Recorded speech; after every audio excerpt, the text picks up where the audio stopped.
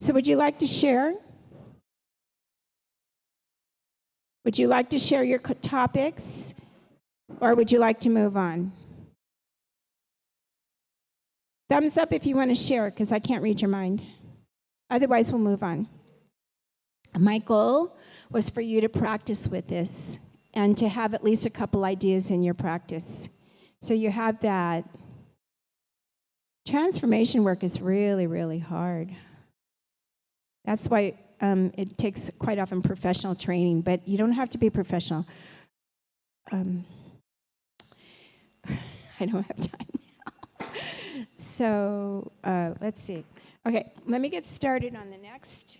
So that wraps up the first presentation about conflict. Let me get, can you find my files now? Because everything's been changed on here. Do you know, yeah, everything got closed. I'm sorry, everybody. Let's see. Oh, wait, here we go. How did they get closed? Okay, here we go. All right. Screen? Yeah, we are. Okay. Thank you for your patience while I'm getting the equipment going. I thought everything was ready, and it's now closed. You can open 4. What is it? Yeah, this one. Is it on slideshow? Okay, so my next topic that we're moving on to is human rights breaches and gaps. So breaches are like, when you're skipping a point, when you're not being consistent and following through. And what I'm going to do in this one is just give you some topics or some factors that have been identified. We can't get the projector going. Some factors that are related with human rights breaches and gaps. In other words, when do people not get their rights? And this is not the totality of all the research, but these are some major points that we find in our research about rights and gaps. I'm sorry, we're just really having trouble here. So we lost our setup somehow. Thank you for your patience. Oh, we're there. Okay, thank you so much.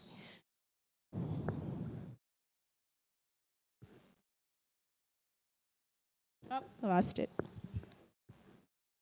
Down there? Okay. All right, so here we are.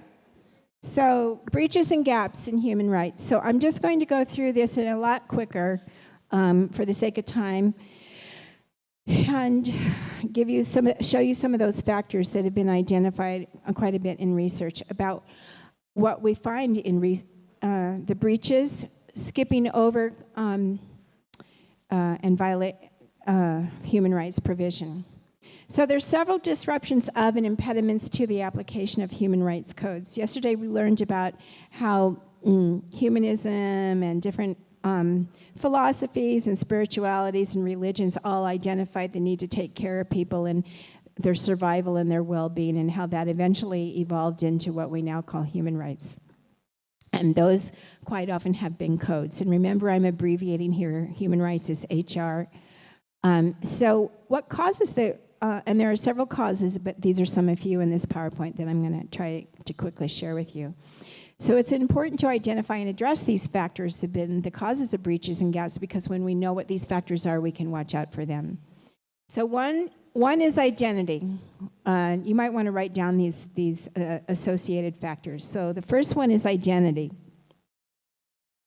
One's individual and group identity is a factor in human rights breaches. We've already kind of discussed that. Are you a minority status, non-dominant population of a region? They almost consistently get less of their rights fulfilled. And a lot of this goes back to cultural conflict, what's going on in people's heads. Another one is your economic condition. Your social economic status is highly associated with whether or not your rights are protected.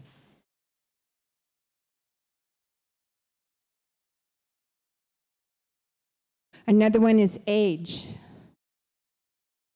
Who has, of the age span, who do you think has the least protection of their rights? Just shout it out. Who do you think has the least protection of their rights? Do you think it's children? Do you think it's middle-aged? Do you think it's seniors? Do you think, what do you, and I'm talking about born people, because unborn people especially don't have protection. Children, yes. And that's why the United Nations came along later after they made the first document about human rights to come in through again and say, children are just not seen as full humans. And so their rights are not protected and promoted. Until they're adults, they're just not seen as someone who need to be protected. So children, but not just children. The seniors suffer quite a bit too with violations of their rights, especially where they're living alone. Unsheltered people, aka homeless people, but not just homeless, they don't have shelter. Displaced and homeless humans suffer several gaps in their enactment of their rights. They might be unsheltered because there's a war going on, or they're being forced out of their nation because of their identity or their religion. And so those unsheltered people who have been forced into another region quite often are saying, well, you don't belong to this region. You're not a citizen here. We don't have to protect you in any way. Here's an example. This sexual exploitation, abuse, and harassment of residents occurs in migrant camps for displaced populations. Let's see if I can get this linked. Nope, I don't have an internet connection again. I'm so sorry. Okay. I wanted to show you that this university in Bangladesh, BRAC University, has a Center for Peace and Justice, and they are looking quite closely at, in their research, how these things are happening in camps for migrants.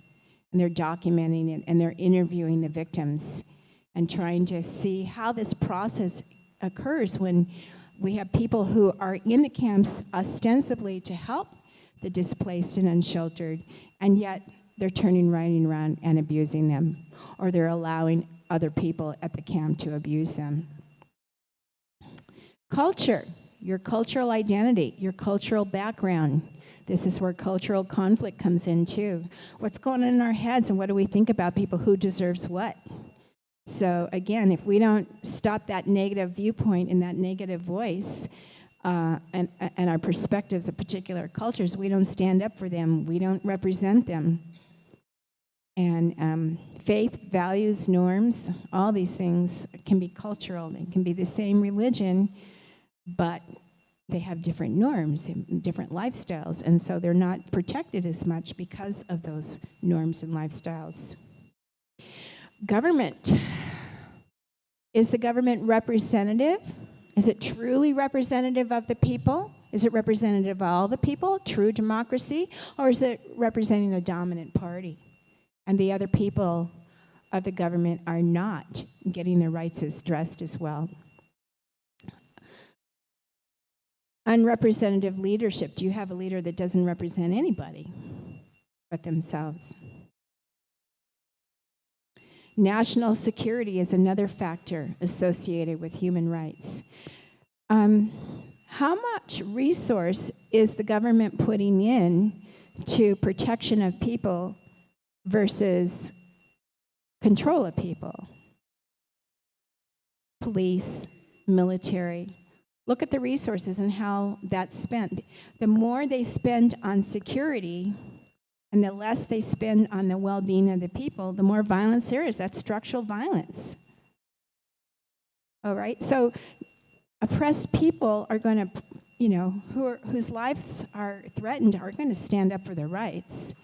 And putting them down with violence isn't solving the problem. It's not solving the structural problem. It's not addressing the needs. It's a temporary fix that teaches violence. So I wanted to show you Shireen Abadi, the Nobel Peace Prize winner. This is her statement. National security rationalizes breaches of targeting certain populations and spending of resources on forces instead of transforming poverty conditions. She advises the United Nations and many nations and has been silenced a few times for doing that, but she's still working. Legal system. Is the legal system fair? Do you have an independent judicial system, or is it a branch of your government? Because if it's a branch just of the government making decisions on human rights violations, guess whose interests are going to be represented quite often? Who's in power, and what's their perspective of the victims coming to the courts? So a number of nations have set up independent judicial systems just for this, so they're separate from the government. They make judgments on human rights cases, and they're not a branch of the government legal system. The independence status of a nation or state. How independent are you really? Okay, maybe you've been decolonizing, like you've broken away from your colonial power, but are the conditions recolonizing? Are they putting you back to the values and the lifestyles that colonial system advocated and expected? Has that what been adopted? Because if it's not decolonizing, you're not making your own agenda, your own goals. Quite often, that chaos that can happen in the struggle between the two directions, if there is even a struggle, you're recolonizing according to the values and the expectations of the colonials that left you, and less rights are met because there's this confusion about, well, what should we really be doing? Ostensibly confusion. So post-colonial success, how well is the state or the nation or even the tribe, once they have their independence, how well are they able to achieve their goals? Are they being recolonized? Direct violence, of course. If there's direct violence going on somewhere, rights are, hardly acknowledged. Anybody can be a target. Okay, that's it. I told you the second one would be short. So those are factors that are associated with breaches in human rights, major ones. Now, let me see. I had a activity for you, but it didn't get printed out. So let me see if I can get to... Here we go. I have this, and I have a journal prompt for you. I like to end with a journal prompt. Uh-oh, here we go again.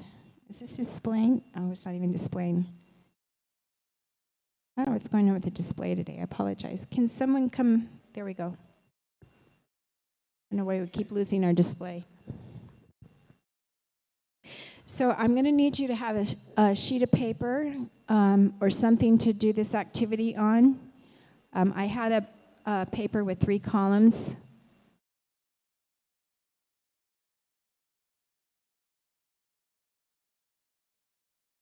So,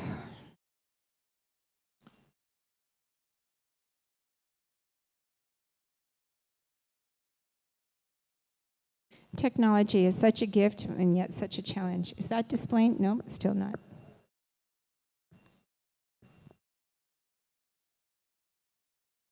Oh, you had it and it went away.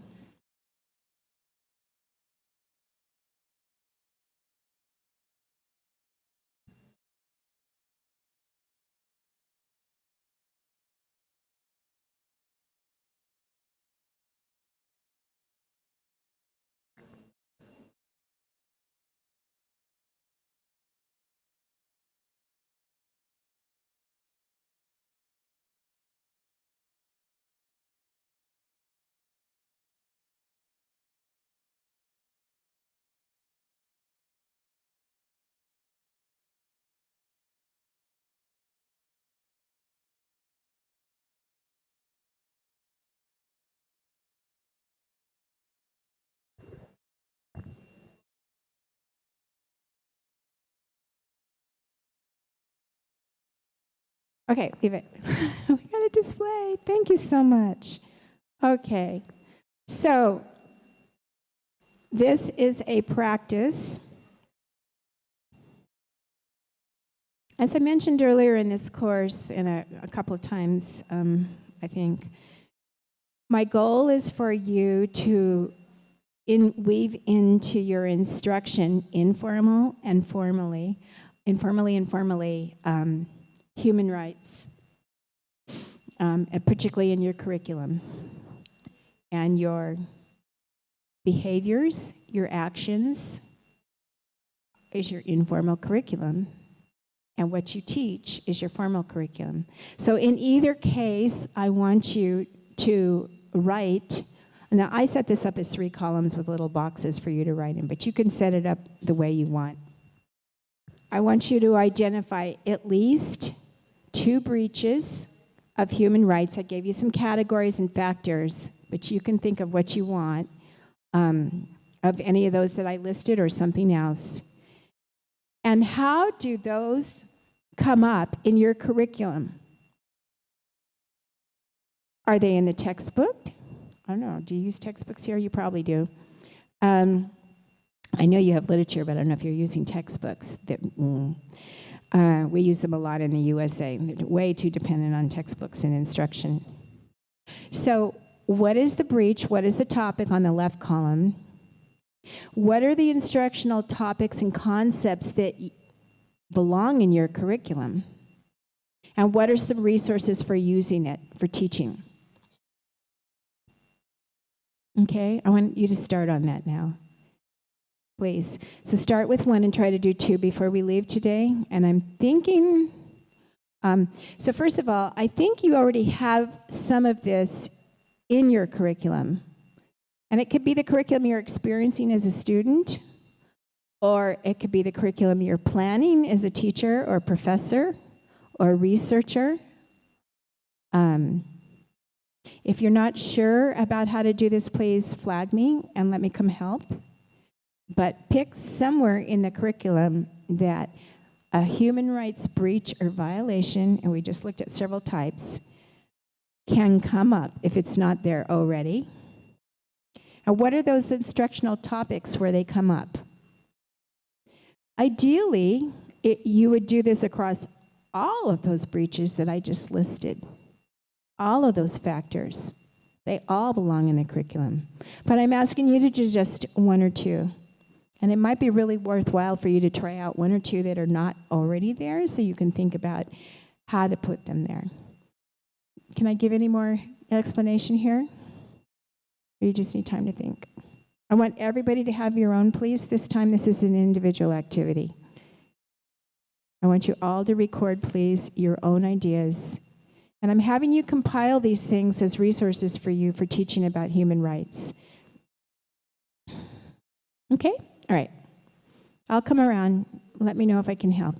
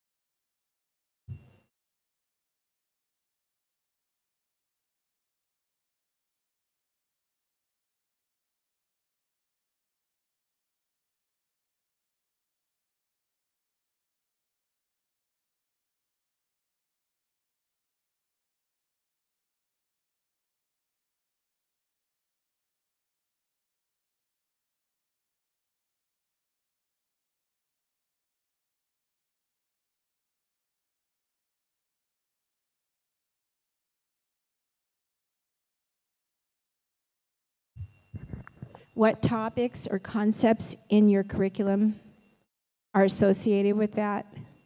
And what are some learning resources? A breach of human rights, any of those factors that I listed, that those types of factors mean they don't get their rights recognized or protected. Where does that come up in your curriculum? And if it doesn't on any of those, find where it can, please. Instructional topics and concepts. And then if you don't know now, find later what learning resources are there for you to bring it into your curriculum. Thank you.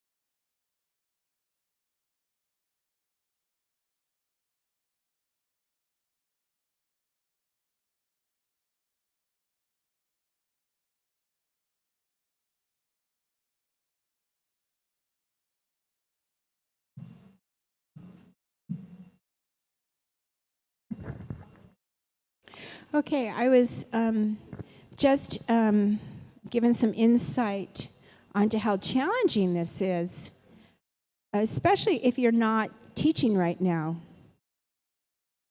or you're not even taking classes right now. That's really, really a challenge. I mean, because you don't know what curriculum are you working with.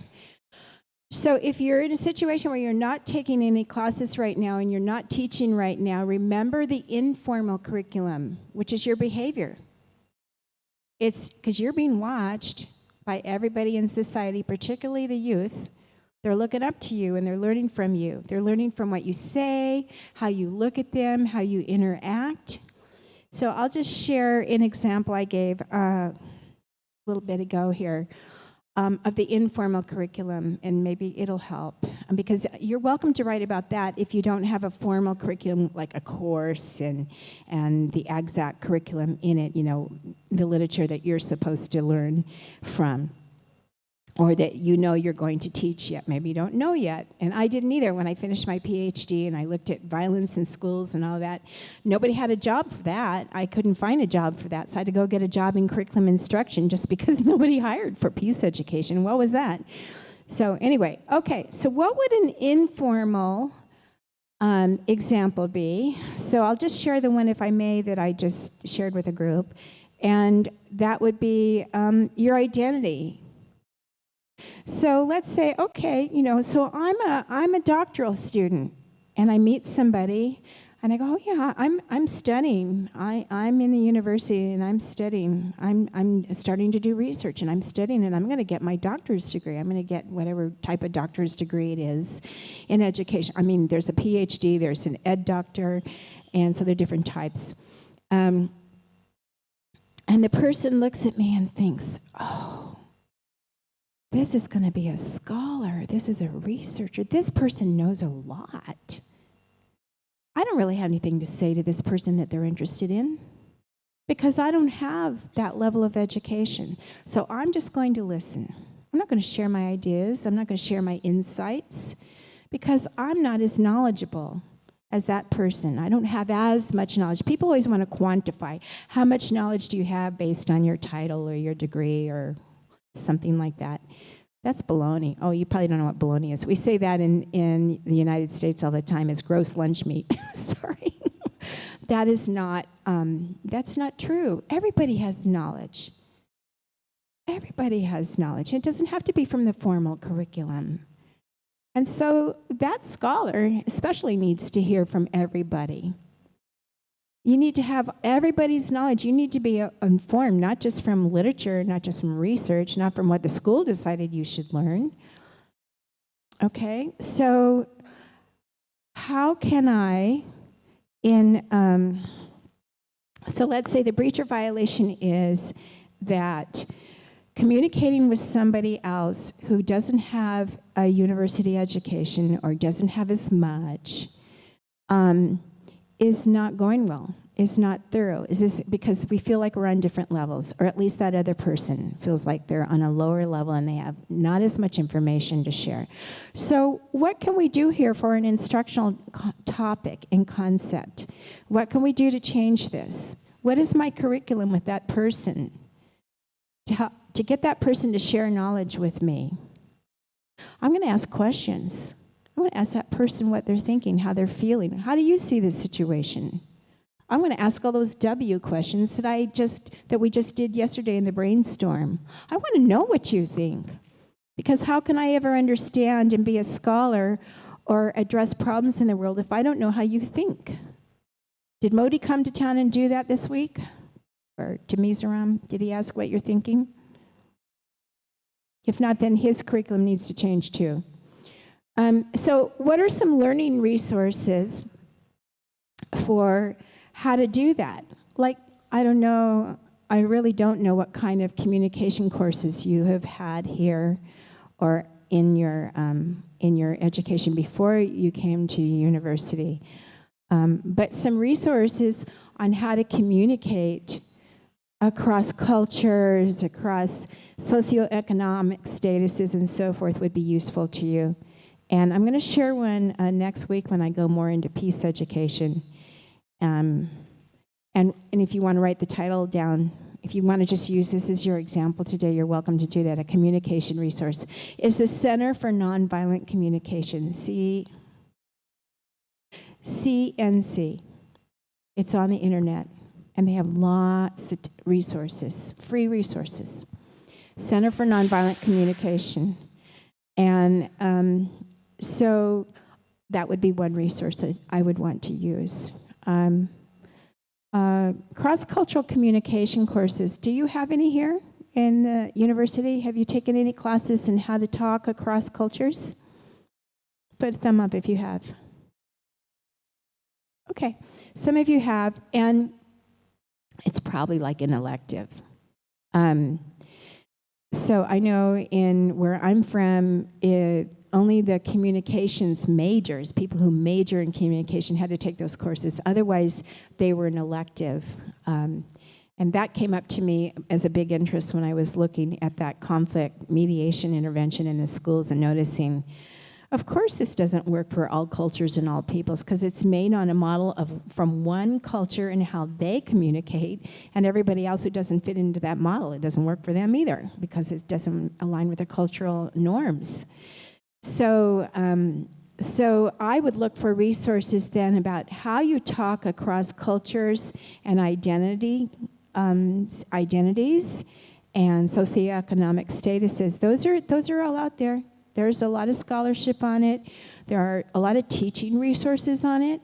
And I would make that my personal pursuit in my informal curriculum to learn how to be a better communicator so people could feel that I'm no more important to them as far as knowledge and that I'm interested in them and that I want to know what they know and not like they have to talk up to me and that I'm talking down to them.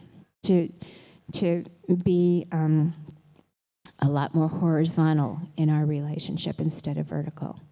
Because the more education you get, the more people think that, oh, they don't have as much knowledge as you and they're not as valuable. It's not true at all. You just have different types of knowledge maybe than them, but everybody has knowledge and everybody has insights. Okay, so I'm going to stop at that. I wanted you to just have practice with curriculum planning and informal curriculum is, as I just gave an example, and then formal curriculum. And do you want a formal curriculum example? Or I think you can think of that more easily because you're in school. But, okay. So we'll move on to the last thing, and let's see if I can get it open. And that's your journal topic. So I'd like you to get your journal out, whatever you're journaling on. Excuse me. And if I can't display it, I'll just tell it to you. Oh, I think I can display it. I got it. Yay. Such a learning opportunity for me here to how to adapt to a different technology culture. Okay. So, oh, no, that's day 1. You already did that. Sorry. Day 2. Describe, you've already practiced with this today. Describe a structural conflict that a curriculum you have experienced or use evidence. Any curriculum that you have experienced from your first standard in school until the last time you took a class. Any curriculum, I don't care what kind it is, but I would like it to be a formal curriculum. Or when you teach, describe a structural conflict that's included in that curriculum. All right? And what recognizable or possible effects does it have to have that conflict in the curriculum? What are the effects of that conflict being in the curriculum?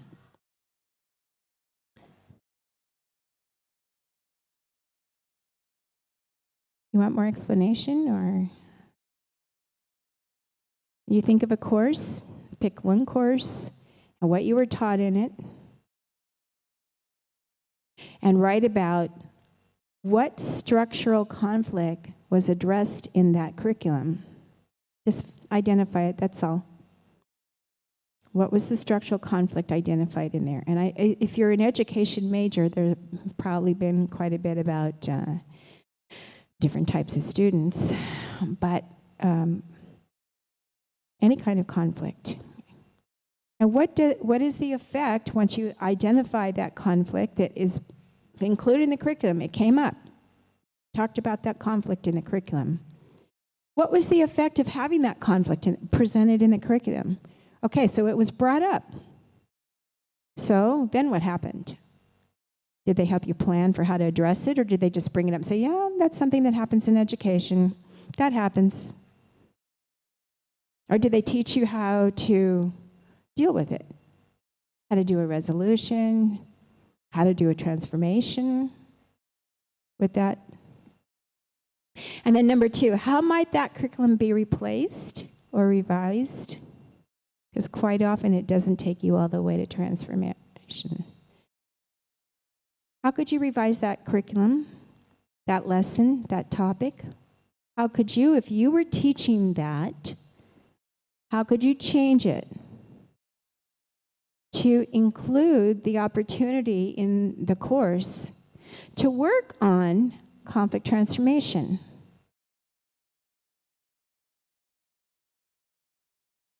Are you ready to journal about this, or do you want me to give some examples, or what do you?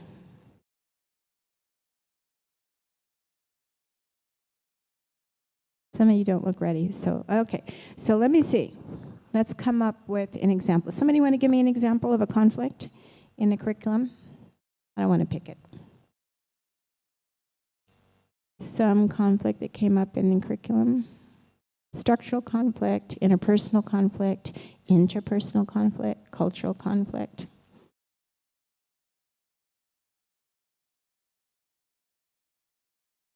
Maybe it was hard to identify because they didn't call it conflict, huh? Multiculturalism, in what course? Education or something? Okay, multiculturalism in the classroom, like how to teach children of different cultures or students? Yes? Okay, thank you.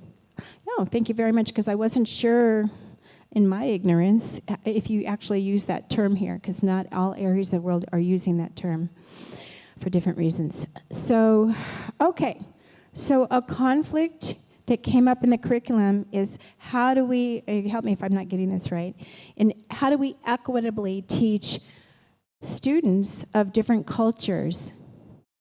Am I getting this right? Okay.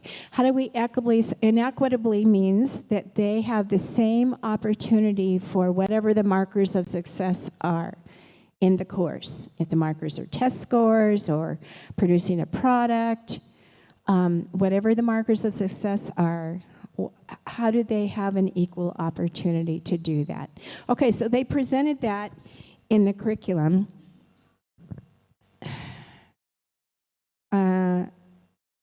What was the effect of you having that in your course? Did they prepare you for dealing with the conflict? Did they prepare you to resolve the conflict, to say, okay, now you have these students of these different identities and these different cultures.